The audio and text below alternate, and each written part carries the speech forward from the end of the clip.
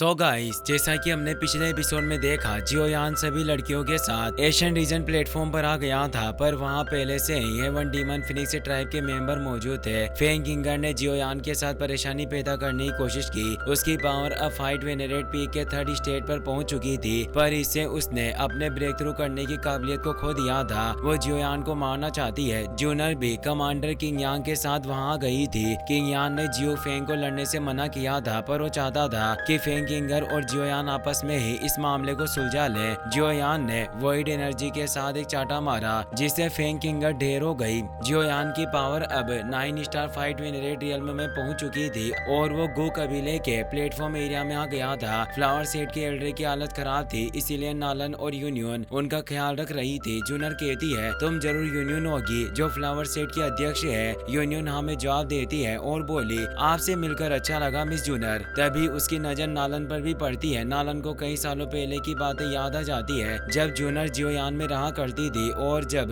उसने जियोयान के साथ अपनी शादी तोड़ी थी, तब उसने जियोयान को नीची नजरों से देखा था। लेकिन जूनर ने जियोयान का साथ कभी नहीं छोड़ा, इसीलिए उसे पछतावा था कि उसे जियोयान और जूनर को इतना नीचा नहीं समझना चाहिए था। जूनर मेडुसा से कहती है, आप जरूर सिस्टर काइलिन होगी। मैंने जियोयान से आपके बारे में काफी कुछ सुना है। मेडुसा जवाब देती है, मुझे इतना सम्मान देने की जरूरत नहीं है, तुम बस मुझे काइलिन बुला सकती हो। तो जूनर कहती है, मैंने आपके काफी मजेदार किस्से सुने हैं। आपने जियोयान के यान अलायंस को बड़े स्तर पर विकसित कर दिया, जो वास्तव में काफी इम्प्रेसिव है। मेडुसा मुस्कुराकर कहती है, तुम कुछ ज्यादा ही कह रही हो, मैं इतनी भी अच्छी नहीं हूँ। लिटिल फेरी डॉक्टर भी काफी दिनों बाद जूनर से मिल रही थी, इसीलिए वो भी उसका हालचाल पूछती है। अब जूनर जियोयान से पूछती है, तुम यहाँ एशियन वेस्टलैंड रीजन में आए हो, अगर मैं गलत नहीं हूँ तो इसकी वजह जरूर वो बोधिस्थ एशियन ट्री होगी। जियोयान हमें जवाब देता है। जूनर आगे बताती है, इस प्लेटफॉर्म के आगे मौजूद इस घाटी से ही काफी गहराई में प्रवेश किया जा सकता है। वहीं असली एशियन वेस्टलैंड रीजन है और उसी जगह बोधिस्थ एशियन ट्री मौजूद होगा। लेकिन इस घाटी पर कई सारे मैजिकल बिस्ट ने कब्जा किया हुआ है, ये इनकी टेरिटरी है, इसीलिए बोधिस्थ एशियन ट्री को उन्होंने घेर रखा है। अगर किसी को उस दिव्य पेड़ तक पहुंचना है तो इस जानवरों से भरे हुए समुद्र को पार करके ही जाना पड़ेगा। जियोयान उसे टोकते हुए पूछता है, क्या तुम पहले ही वहां जाने की कोशिश कर चुकी हो? जूनर ने सिर हिलाकर हमें जवाब दिया और बताया, इस एशियन रीजन प्लेटफॉर्म पर जितने भी ताकतवर लोग इकट्ठा हुए हैं, वो लगातार कुछ दिनों से इस घाटी को पार करने की कोशिश कर रहे हैं, लेकिन आज तक कोई भी सफल नहीं हो पाया। इस घाटी में न केवल बिस्ट की संख्या बहुत बड़ी है, बल्कि कई सारे पावरफुल मैजिकल बिस्ट भी मौजूद है, इसीलिए कोई भी एक ग्रुप सक्सेसफुली अंदर प्रवेश नहीं कर सकता। तो जियोयान कहता है, अब मैं समझा कि यहाँ इतने सारे लोग क्यों इकट्ठा हो रहे हैं और कोई भी लापरवाही से हमला करने की हिम्मत क्यों नहीं कर रहा। जूनर आगे कहती है, यहाँ कुछ पावरफुल सुपर सेट के लोग भी मौजूद हैं। उन्हें लगा कि वो अपनी कल्टिवेशन से किसी भी बाधा को पार कर सकते हैं, इसीलिए वो अकेले ही अंदर चले गए। पर तभी वहाँ तेज जानवरों की आवाजें आने लगती है। एक ग्रुप जो अंदर गया था,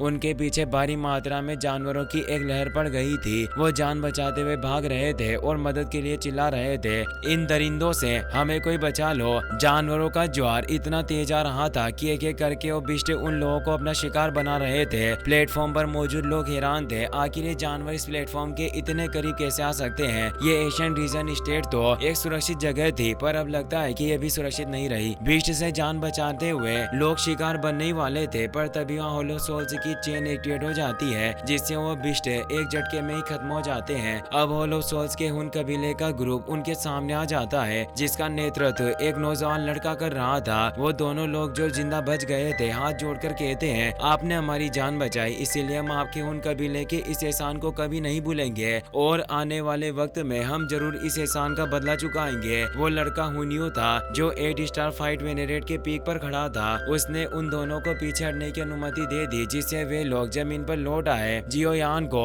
हुन कबीले के लोगों को देखकर गुस्सा आया, आखिर ये कमीने भी यहाँ आ ही गए। जूनर बताती है, इस आदमी को हुनियो कहा जाता है, ये वाकई बहुत खतरनाक इंसान है। कमांडर किंग यांग आगे बताता है, इस आदमी के पास हुन कबीले की डिवाइन ब्लड लाइन मौजूद है और ये हुन कबीले की नौजवान पीढ़ी में उन 2 लोगों में से एक है जिनके पास अगला लीडर बनने की सबसे बड़ी संभावना है। हुनियो अपने साथ 7 एल्डर्स को लेकर आया था। वो सबकी तरफ देखते हुए कहता है, हमारा मौजूदा सिचुएशन आप सभी अच्छी तरह से जानते हैं। हमारा मकसद है एशियन वेस्टलैंड रीजन की गहराइयों में छिपे हुए बोधिस्थ एशियन ट्री को हासिल करना है, इसीलिए मैं चाहता हूँ कि हम सब एकजुट होकर एक अलायंस की तरह काम करें सभी लोग चौंक गए। उन कबीले के लोग गठबंधन बनाना चाहते थे, लेकिन सबको मालूम था कि उन कबीले के तरीके बहुत क्रूर हैं। उनकी आदतें ऐसी है कि अंदर पहुंचने के बाद वे जरूर अपना असली रंग दिखाएंगे और हमें शादी के कपड़ों की तरह इस्तेमाल करेंगे। काम निकलते ही रास्ते से हटा देंगे। पर कुछ लोग सोचते थे अभी हमारे पास कोई और दूसरा रास्ता नहीं है जिससे हम इस घाटी के अंदर प्रवेश कर सके। हुनयू कहता है जैसे ही हम इस घाटी को पार करेंगे, अंदर पहुंचेंगे, उस वक्त हमारा एग्रीमेंट टूट जाएगा और फिर हम सभी अपने अपने रास्तों पर होंगे। जो चाहे अपने हिसाब से काम कर सकता है, लेकिन वो वक्त अभी दूर है, इसीलिए हमें वर्तमान पर फोकस करना चाहिए। क्योंकि तुम सब जानते हो हम में से कोई भी इतना ताकतवर नहीं है कि अकेले अंदर जाकर इन जानवरों से भरी घाटी को पार कर सके।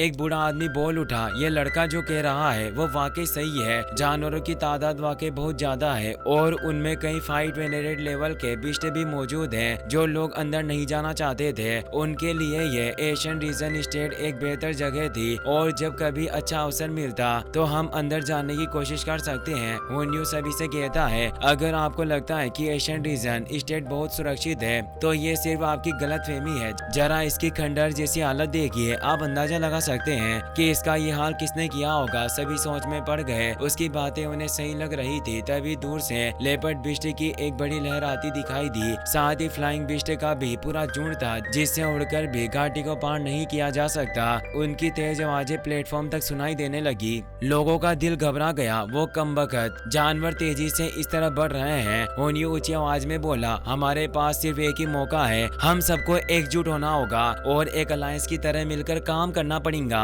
सिर्फ साथ आकर ही हम इन जानवरों के झुंड को नष्ट कर सकते हैं। तभी उसके 7 एल्डर आगे बढ़े और एक फॉर्मेशन एरो फॉर्मेशन एक्टिवेट कर देते हैं। हुनयू कहता है अगर हम सब एकजुट नहीं हुए तो हम सभी बोधिसत्व एशियन ट्री को पाने का मौका गवा देंगे। उसी वक्त वो फ्लाइंग बिस्ट वहां पहुंच जाते हैं। हुनयू फिर कहता है ये सब बेहद खतरनाक है, लेकिन फिर भी मेरा हुन कबीला पूरे अलायंस का नेतृत्व करने को तैयार है। हम सबसे आगे फ्रंट लाइन में रहकर इन जानवरों का सामना करेंगे। वो ताकत दिखाने के लिए एरो फॉर्मेशन को एक्टिवेट करवाता है जिससे इतनी प्रचंड ऊर्जा बीम निकलती है कि सामने से आते सभी जानवर पल भर में मारे जाते हैं। ये देखकर सब हैरान रह गए। हुनयू आगे कहता है हमारे गठबंधन में मजबूत और कमजोर लोगों में कोई अंतर नहीं होगा और न ही किसी पर कोई जबरदस्ती का हुक्म थोपा जाएगा। यानी आपकी जान को कोई खतरा नहीं है। आप सब आराम से हमारे साथ आ सकते हैं। इस गठबंधन में हमारा कोई निजी फायदा नहीं है, बस हम एक दूसरे का भाइयों की तरह समर्थन करना चाहते हैं। लोग सोचने लगे ये हुन कबीले के लोग वाकई काफी पावरफुल हैं। अगर हम इनके साथ मिलकर काम करें तो हमारे जिंदा बचने की संभावना ज्यादा होगी। जियोयान मनी मन सोचता है ये हुनयू अपनी चिकनी चुपड़ी बातों से लोगों को धोखा देने में बहुत माहिर है, लेकिन कुछ भी हो अभी के लिए सबके लिए गठबंधन बनाना ही सबसे अच्छा विकल्प है। मगर उन कबीले के लोगों का जरूर इसके पीछे कोई निजी मकसद होगा। वो अपने साथियों को इशारे में कहता है हमें संभल कर रहना होगा। तभी हेवन डीमन फिनिक्स ट्राइब का यंग मास्टर आगे बढ़कर कहता है भाई हुनयू अगर तुम्हारी कई बातें सच है तो हमारा हेवन डीमन फिनिक्स ट्राइब आप लोगों का अनुसरण करने के लिए तैयार है। हुनयू कहता है हमें खुशी हुई कि भाई जियो फेंग ने हम पर विश्वास किया। मैं हुनयू किसी को भी साथ आने के लिए मजबूर नहीं करता, इसीलिए अगर आपको मुझ पर एतबार नहीं है तो आप यहीं रह सकते हैं, लेकिन याद रखो यहाँ आने वाले जानवर आप पर रहम नहीं दिखाएंगे। अचानक पूरी जगह कांपने लगी। कुछ ही सेकंड्स में जानवरों की एक खौफनाक लहर उस तरह बढ़ रही थी। सभी डर गए। देखो वाकई जानवरों का सैलाब आ रहा है। हमारी तकदीर बदकिस्मत है, मौत तो तय है, इसीलिए हमारे पास हुन कबीले से जुड़ना ही सबसे बेहतर विकल्प है। अब सभी लोग एक एक करके हुन फॉर्मेशन के पीछे अपनी अपनी पोजीशन ले लेते हैं। जियोयान अपने साथियों से कहता है जब जानवरों की लहर हमला करेगी तो हमें हुन कबीले की हर हरकत पर नजर रखनी होगी। ये ओलो सोल्स के लोग हमेशा चालाक और मक्कार रहे हैं, इसीलिए चाहे कुछ भी हो हमें इनके चाकू की तरह इस्तेमाल होने से बचना होगा ताकि हमारा फायदा न उठा पाए। हुनयू कहता है जानवरों की लहर की दिशा बोधिसत्व एशियन ट्री की तरफ इशारा कर रही है, इसीलिए अब मैं सबको लीड करने के लिए सबसे आगे जा रहा हूँ। बस उम्मीद करता हूँ जब हमारी ताकत खत्म होगी तो आप सब हमारी मदद करेंगे। इसके बाद वो अपने एरो फॉर्मेशन के साथ तेजी से आगे बढ़ने लगा। जियोयान कहता है हम भी पीछे नहीं रह सकते, हमें भी इनके साथ ही आगे बढ़ना होगा। वे सभी भी तेजी से आगे बढ़ने लगे। फ्लाइंग बिस्ट और सतही जानवरों की एक बड़ी लहर सामने आ रही थी। हुनयू अपने हमलों से उन जानवरों को मारते हुए रास्ता बनाता जा रहा था। जो जानवर बच रहे थे उन्हें पीछे मौजूद लोग निपटा रहे होते हैं। जियोयान कहता है ये सभी लोग पहली पशु लहर में दाखिल हो चुके हैं, लेकिन हम इन्हें बिल्कुल करीब से फॉलो नहीं करेंगे, एक दूरी बनाए रखेंगे ताकि जब ये कमीने सबको धोखा देंगे तो हम बच सके। अब वे भी बिस्ट को मारने लगे। कई जानवर लगातार लोगों को निशाना बना रहे थे। हुन यू मनी मन सोच रहा था सभी मेरे प्लान में फंस चुके हैं, अब वक्त आ गया है इसे अंजाम देने का।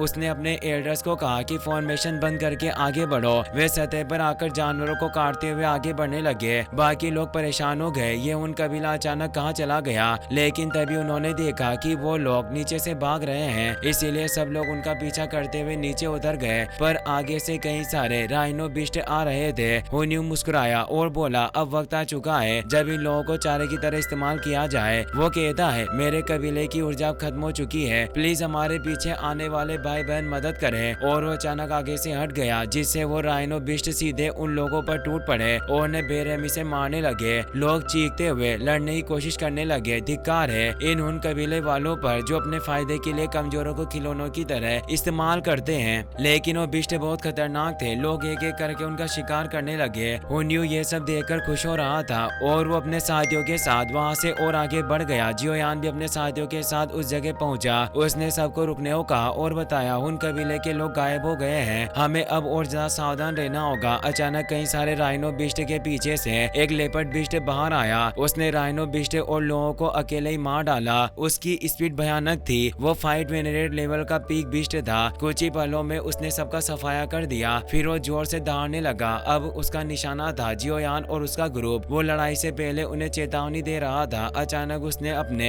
क्रॉस क्लोसलेस से हमला किया। काइलिन बोली ये फाइट वेनरेट लेवल का एक जादुई जंगली जानवर है और उसने अपनी तलवार निकाल ली। काइलिन ने क्लोसलेस को काटकर नष्ट कर दिया और फिर उस पर हमला करने के लिए आगे बढ़ी, लेकिन वो जानवर तेज फुर्ती के साथ गायब हो गया और सीधा जियोयान की तरफ झपटा। कमांडर किंगयान और जूनर ने एक साथ गॉड सील एक्टिवेट की। दोनों सील मर्ज होकर एक पावरफुल सील बनी। उसके जानवर से टकराते ही जोरदार विस्फोट हुआ, लेकिन उस पर कोई खास असर नहीं हुआ, बल्कि उसका गुस्सा और भी बढ़ गया। वो और ज्यादा खतरनाक तरीके से दहाड़ने लगा। लिटिल फेई डॉक्टर ने मंत्र पढ़ते हुए हजारों ब्रह्म वाली जहर टेक्निक एक्टिवेट कर दी। हजारों जहरीली सुइयां उससे लेपर्ड बिस्ट पर पड़ी और वो दर्द से तड़पने लगा। तभी जियोयान ने हेवी ब्लैक रूलर निकाला और बॉडी फ्लोविंग रूलर टेक्निक से हमला किया। उसका वार इतना शक्तिशाली था कि वो लेपर्ड बिस्ट वहीं मारा गया, लेकिन जियोयान को अजीब सा महसूस हुआ। पूरी जगह अब खाली हो चुकी थी। अगर वीडियो पसंद आया हो तो अपने दोस्तों के साथ शेयर करना, साथ ही इस वीडियो को लाइक करना और हाइप करना मत भूलिए। Thanks for watching.